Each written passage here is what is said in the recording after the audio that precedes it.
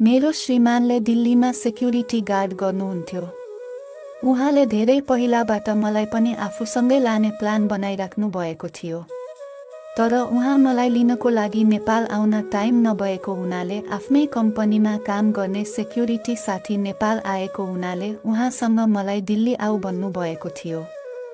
वास्तवमा उहाँले मलाई पोखराबाटै दिल्ली जाने डाइरेक्ट बसको टिकट काटेर 2 जना पोखराबाटै बसमा चढ्नुहोला भन्नुभएको थियो। तर उहाँको साथी रोशनले भने मेरो पुतलीको घर खोल्ने प्लान बनाइसक्नु भएको रहेछ, त्यसैले उहाँले मलाई पोखरादेखि डाइरेक्ट बसमा सिट खाली नभएको हुनाले हामी गोरखपुर गएर त्यहाँबाट रेलमा जानुपर्छ भन्नुभयो। पोखराबाट नारायणघाट हुँदै सुनौली आउँदाखेरिको त्यो बिग्रेको बाटोमा गाडीले एकदमै धेरै झ्याकेको हुनाले म घरि उहाँको काखमा गएको थिएँ, घरि उहाँ मेरो सुन्तलातिर आउनु भएको थियो। 2 वर्षसम्म मेरो शरीरमा कुनै पनि छोरा मान्छेहरूले छोएका थिएनन्। उहाँले छुँदाखेरि मलाई कस्तो कस्तो अजीब तरिकाको फिलिङ भइराखेको थियो। म गाडीको झ्यालतिर बसेकी हुनाले गाडीले एकदमै झ्याक्दाखेरि मेरो टाउको झ्यालको सिसामा ठोकिन पुग्ने थियो, त्यसैले उहाँले मलाई आफ्नो हातले समातेर बस्नु भएको थियो। त्यही मौका पारेर उहाँले बिस्तारै आफ्नो हातले मेरो पुतलीतिर छुना खोजिराख्नु भएको थियो। म पनि एउटा जवानी केटी, मेरो श्रीमानले मेरो पुतली नखोलेको पनि 2 वर्ष भइसकेको थियो। त्यसैले उहाँले मेरो पुतलीभन्दा वरिपरि आफ्नो हात लिएर जाँदाखेरि पुतलीबाट मौरीको मह जस्तै बाक्लो दही निस्किन थाले। पछाडि मैले पनि उहाँलाई केही भनिन् र उहाँले मेरो पुतलीमा औँला हालेर मेरो शरीरभित्रको पागलपनलाई बाहिर निकालिसक्नु भएको थियो। त्यसो गरी गरी हामीहरू सुनौली बोर्डरमा आयौँ। त्यहाँबाट जसोतसो गरेर हामी बोर्डर क्रस गरियो। बोर्डर पास गर्ने बेलामा सँगै जाँदाखेरि को हो भनेर सोध्छ होला भनेर उहाँले मलाई एउटा मेरो ब्याग मात्रै भिरेर तिमी अगाडि जाऊ, अगाडि गएर चिनी किन्न हिँडेको हो भन्ने नाटक गर र म पछाडि तिम्रो झोला र मेरो झोला लिएर आउँछु भन्नुभयो। जसोतसो हामीहरू बोर्डर पास गर्यौँ र अगाडि आएर ट्याक्सीमा चढेर 500 तिरेर हामीहरू गोरखपुर आयौँ। गोरखपुर आए पछाडि उहाँले बसको टिकट काट्नु भएको रहेछ। पहिला त उहाँले रेलमा जाने हो भन्नुभएको थियो, तर उहाँले त त्यो त सिर्फ मेरो पुतली खोल्नको लागि मात्रै भन्नुभएको रहेछ। उहाँले गोरखपुर आए पछाडि बसमा दिल्ली जाने टिकट काट्नुभयो र आजको बस पाइएन, भोलिको बस रहेछ, बिहान 6 बजेको, हामीहरू आज होटेल बस्नु पर्यो भन्नु भयो र उहाँले मलाई होटेलको कोठामा लिएर जानुभयो। म एकदमै आत्तिएर उहाँलाई पहिले नै भनेकी थिएँ, हामी जे गरौँ जसो गरौँ यात्रा मात्रै गरिराख्नु पर्छ, हामी कुनै पनि होटेलको कोठामा गएर बस्नु हुँदैन भनेकी थिएँ। तर पनि उहाँले मलाई बस नपाएपछि के गर्ने त, त्यसो भए तिमी मात्रै जाऊ, म एक्लै जान्छु, मेरो बाटो म आफै गर्छु भनेर रिसाउनु भयो। त्यस पछाडि उहाँले मलाई फकाउँदै त्यो कोठामा आजको दिन त हो नि भनेर भन्नुभयो। मसँग इन्डियन फोन नम्बर नभएको हुनाले मेरो श्रीमानलाई फोन पनि गर्न सकेकी थिइनँ। उहाँ बाहिर जानुभएको थियो। त्यतिखेर उहाँले आफूलाई 2वटा क्वार्टर र मलाई एउटा कोको कोला लिएर आउनु भएको रहेछ। मलाई थाहा थिएन उहाँले त्यो कोको कोलामा क्वार्टर मिक्स गरिसक्नु भएको छ भन्ने कुरा, तर उहाँले त बाहिरबाट ल्याउँदैखेरि क्वार्टर मिक्स गरेर कोकोलाई ल्याइदिनु भएको रहेछ। जब उहाँ रुममा आउनुभयो त्यस पछाडि उहाँले मलाई भन्नुभयो, म क्वार्टर खान्छु, के तिमी पनि क्वार्टर खान्छौ? यदि क्वार्टर नखाने भए यो कोकोलाई खाऊ भन्नुभयो। म पनि हुन्छ नि त, तपाईँको साथी बन्नको लागि म पनि कोको कोला खान्छु भनेर जब मैले कोकोला खाएकी थिएँ त्यतिखेर त्यो जसबाट अलिकति कता कता रक्सीको गन्ध आएको थियो। मैले उहाँलाई कस्तो रक्सी गनाएको भनेको होइन, मैले खाएको भएको हुनाले तिमीलाई रक्सी गनाएको होला नि, खाऊ खाऊ भन्नुभयो। जब मैले त्यो कोकोला पुरै खाइसकेकी थिएँ त्यतिखेर मेरो आँखा तिरिमिरी भएर होसै नपाउने भइसकेको थिएँ।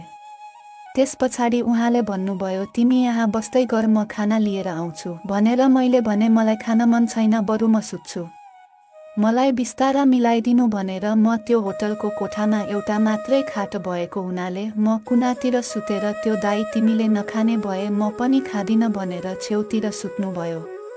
जब मेरो टाउको एकदमै दुखेर मलाई झपक्क निदले समातेको थियो त्यतिखेर उहाँले बिस्तारै फेरि पनि मेरो पुतलीतिर आफ्नो हातलाई बढाउनु भएको थियो। त्यतिखेर मेरो पुतलीमा केही खुजुल खुजुल गरेको जस्तो लाग्यो र जुरुक्क उठेर हेरेको मेरो आँखा खासै राम्रो तरिकाले खोल्न सकिराखेकी थिइनँ। त्यतिखेर त म हेरेको हेरै भए उहाँले आफ्नो कोब्रा साँपलाई बाहिर निकालेर आफ्नो हातमा नचाइराख्नु भएको रहेछ। 2 वर्षसम्म कोब्रा साँपको सक्कल पनि नदेखेकी म त्यो दिनमा कोब्रा साँप देख्दाखेरि त झन् मैले आफ्नो शरीर एकदमै तातेर आफूलाई सम्हाल्नै सकिराखेकी थिइनँ। त्यस पछाडि उहाँले झ्याप्पै मेरो सुन्तलालाई समाउनुभयो र करिब 10 मिनेटसम्म मेरो सुन्तलाको मुन्टाहरू खाँदै मेरो सुन्तला खेलाउनुभयो। मेरो सुन्तला पनि एकदमै सारो थियो, किनकि पहिला पनि विवाह गरे पछाडि खासै धेरै समयसम्म मेरो श्रीमानले मलाई छुनु भएको थिएन। अहिले त झन् मेरो पुतली खोल्दै नखोलेको घर जस्तै भएर जमिसकेको थियो। म लुङ्गी लगाएर सुतेकी हुनाले उहाँले सजिलै तरिकाले मेरो पुतलीमा आफ्नो हात पनि लानुभयो र आफ्नो हातको सबैभन्दा ठुलो औँला मेरो पुतलीभित्र प्रवेश गराउनुभयो। जब मेरो पुतलीभित्रबाट गङ्गा जलहरू निस्किन थाल्यो त्यतिखेर उहाँले एउटा पछि 2टा औँला गर्दै उहाँले आफ्नो हातको 3टा औँलासम्म मेरो पुतलीभित्र पुर्याइसक्नु भएको थियो। त्यतिखेर मेरो सास छिटो चलेको थियो र मेरो धड्कन पनि छिटछिटो चलेको थियो। उहाँ मसँग टाँसिएर बसेको हुनाले हामी 2 जनाको तापक्रमले त झन् त्यहाँ आगो नै जल्ला जस्तो भएको थियो। त्यस पछाडि जब मैले आफूलाई सम्हाल्न नसक्ने अवस्थामा उहाँले मलाई पुर्याइसक्नु भएको थियो। उहाँले आफ्नो कोब्रा साँपको टाउको मेरो पुतलीको मुखमा राखेर जब एकैपटकमा उहाँले धक्का दिनुभएको थियो, पहिलो पटकमा त मलाई एकदमै पेटको मेरो नसा नै छुटेको जस्तो भएको थियो, तर त्यस पछाडि भने मलाई पनि आनन्द आउन थालेको थियो। त्यसै गरेर उहाँले करिब त्यो राति मेरो पुतलीको घर करिब 4 पटकसम्म खोल्नुभयो। मैले सोचेकी थिएँ कि मेरो पुतली चोखै मेरो श्रीमानको हातमा सुम्पिनेछु भनेर, तर उहाँको साथीले भने मेरो पुतली बाटोमै खोलिदिनु भयो। उहाँले मेरो पुतली खोलिदिए पनि हामी केटी मान्छेको पुतली फेरि 5 मिनेटमै जस्ताको तस्तै हुने भएकोले मलाई खासै डर लागेको थिएन। साथीहरू मेरो नाम डोल्मा हो र मेरो घर ताप्लेजुङ सानैदेखिबाट मेरो घरमा आइराख्ने भएको हुनाले मैले उहाँलाई सानैदेखिबाट एकदमै मन पराएकी थिएँ। त्यसैले जब हाम्रो बाबा मम्मीले हाम्रो विवाह गर्न नमाने पछाडि हामीहरूले भागेर विवाह गरेका थियौँ। जब उहाँले मलाई विवाह गर्नुभएको थियो त्यतिखेर उहाँले एउटा पाउरोट फ्याक्ट्रीमा काम गर्नुहुन्थ्यो। उहाँको खासै धेरै पनि तलब नभएको हुनाले हाम्रो परिवारमा एकदमै समस्या आउन थाल्यो। त्यस पछाडि मैले उहाँलाई अब तपाईँ विदेश जानुपर्छ भनेको उहाँको आफ्नै अङ्कलले मेरो श्रीमानलाई दिल्ली लिएर आउनुभयो र त्यहाँ लिएर एउटा सेक्युरिटी गार्डमा लगाइदिनु भएको थियो। उहाँको ड्युटी दिल्लीको एउटा एकदमै धनी व्यक्तिको घरमा भएको हुनाले भनेको टाइममा छुट्टी पनि पाउनुहुने थिएन। त्यो मालिकले मेरो श्रीमानलाई बस्नको लागि एउटा सिंहले कोठा दिएको हुनाले मेरो श्रीमानले मलाई पहिलेदेखि नै तिमीलाई पनि यहाँ नै ल्याउँछु भन्ने गर्नुहुन्थ्यो, तर उहाँ आउन नसकेको हुनाले उहाँको साथीसँग अहिले मलाई बोलाउनु भयो। उहाँले मलाई एकदमै शङ्का गर्नुहुन्थ्यो किनकि म एकदमै राम्री थिएँ। हाम्रो गाउँमा कसैको छोरी चेली र कसैको बुहारी पनि म जतिको राम्रा थिएनन्, त्यसैले गाउँका केटाहरूले मेरो श्रीमान गाउँमा हुँदाखेरि पनि मलाई धेरै छड्के नजर लगाउँथे र मेरो पुतलीको घर खोल्नतिर ध्यान लगाउँथे। त्यसैले उहाँले मलाई छोडेर दिल्ली जानको लागि मानिराख्नु भएको थिएन, तर मैले धेरै सम्झाइ बुझाइ गरे पछाडि उहाँलाई दिल्ली पठाएकी थिएँ। तर उहाँले मलाई एकदमै शङ्का गर्ने भएको हुनाले जति पनि मैले नेपालमा मोबाइल रिचार्ज गर्ने थिएँ त्यो मोबाइल रिचार्ज गरेका रिचार्ज कार्डहरू मैले सम्हालेर राखेकी थिएँ, किनकि म उहाँसँग इमोमा बोल्नुपर्ने हुन्थ्यो। इमोमा बोल्दाखेरि मोबाइलको डाटा नेपालमा खासै धेरै नटिक्ने हुनाले धेरै रिचार्ज गर्नु पर्थ्यो। उहाँले मलाई भनेको टाइममा पैसा पनि पठाउनु हुने थिएन। उहाँले आफ्नो मम्मी बाबालाई पैसा पठाउँदाखेरि मलाई दिन भनेर मम्मीसँग भन्नुहुँदो रहेछ, तर मलाई मम्मीले खासै पैसा नदिएको हुनाले म गाउँमै मेलापाता गरेर केही पैसाले रिचार्ज किनेर मेरो श्रीमानसँग कुरा गर्ने थिएँ। मैले त्यही कार्डहरू उहाँलाई देखाउनको लागि पनि लिएर आएकी थिएँ। भन्नलाई त भन्छन् लभ गरेर विवाह गर्ने केटाकेटीहरूको बीचमा शङ्का हुँदैन भनेर, तर भने मेरो श्रीमान एकदमै शङ्कालु हुनुहुन्थ्यो। उहाँले शङ्का गर्ने कारण पनि मेरो रूप नै होला। सायद म यति राम्री थिएँ कि भगवानले मलाई फुर्सदमै बनाएका हुन् कि भनेर म पनि आफै झुक्किने थिएँ। उहाँ दिल्ली आए पछाडि गाउँका केटाहरूले मलाई धेरै पटक तिम्रो श्रीमान पनि दिल्लीमा हुनुहुन्छ, तिमी पनि जवानी, तिम्रो उमेर यतिकै खेर जान्छ, बरु आऊ म पनि जवानी केटा छु, तिमी पनि जवानी, हामी दुईजना मिलेर एक अर्काको मनभित्रको इच्छा चाहनाहरू पूरा गरौँ भनेर धेरै केटाहरूले भनिसकेका थिए। तर पनि मैले मेरो श्रीमानको सम्पत्ति मेरो पुतली जस्ताको तस्तै लगेर दिन्छु भनेर अहिलेसम्म मैले मेरो पुतली भन्दा बाहिरपट्टि पलाएका झारपातहरू पनि सफा गरेकी थिइनँ। मेरो पुतली पनि यति राम्रो थियो कि भर्खरै जन्मेको बाख्राको पाठीको कलिलो पुतली जस्तै कलिलो थियो।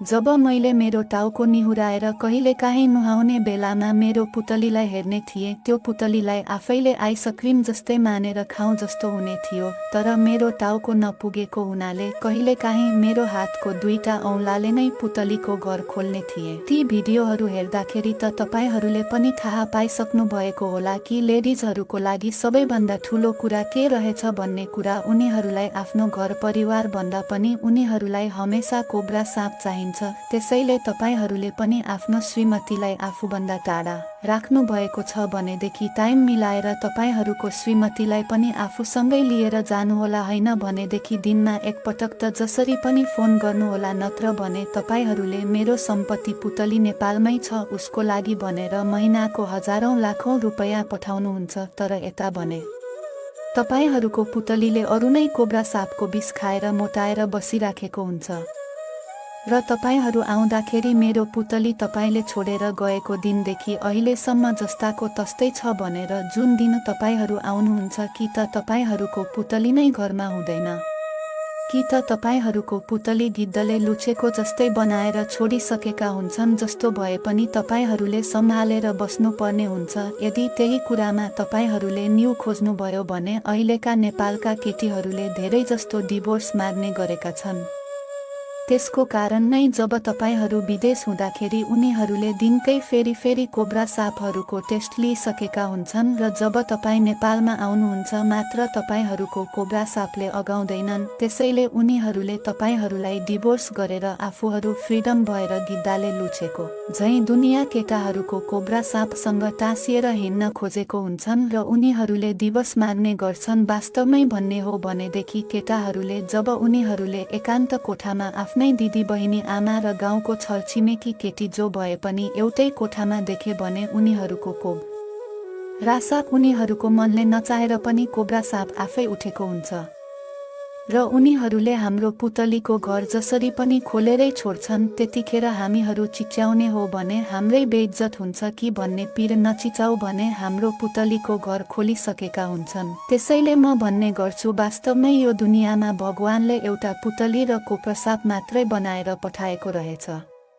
वास्तवमै त्यही कुरा अहिले हाम्रो नेपालमा हुँदैछ। कसैले आफ्नै बहिनीसँग बसेको छ त कसैले आफ्नै दिदीसँग, कसैले आफ्नै ससुरसँग बस्छ भनेदेखि कुनै केटी आफ्नै दाजुभाइसँग। साथीहरू, अहिले म जब दिल्ली आए त्यस पछाडि मेरो श्रीमानले मलाई खासै केयर गर्नु हुँदैन, त्यसैले म अहिले बाहिर नै कोठा लिएर बसेकी छु।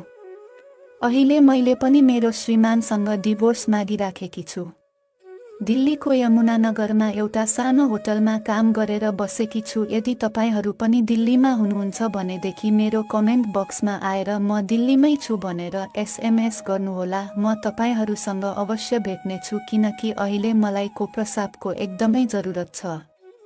यहाँका धोतीहरूसँग मेरो पुतलीको घर खोलाउँ भने भोलि बिहान उनीहरूले मेरो पेटमा धोतीको नासो राखिदिए भने मैले केही गर्न मिल्दैन। बरु नेपालीहरूकै नासो बस्यो भनेदेखि त जसो तसो उनीहरूसँगै जिन्दगी बिताउला भन्ने सोचेकी छु। त्यसैले जगत तपाईहरू मसँग भेट्नुहुन्छ त्यो दिनमा खुब रमाइलो गरौँला। अहिलेको लागि यति ठुलो स्टोरी बनाउँदाखेरि मेरो पुतलीबाट गङ्गाजल रसाएर लास्टै भएको छ। किचनमा आज मैले गाजरको तर्कले खाने भनेर गाजर लिएर आएकी छु। आज भने मैले त्यही गाजरले मेरो पुतलीको घर खोल्नु पर्छ होला जस्तो छ। तपाईहरूले पनि आफ्नो कपडा सापको राम्रो ख्याल राख्नुहोला। अहिलेको लागि बिदा हुन्छु। हस्त नमस्कार।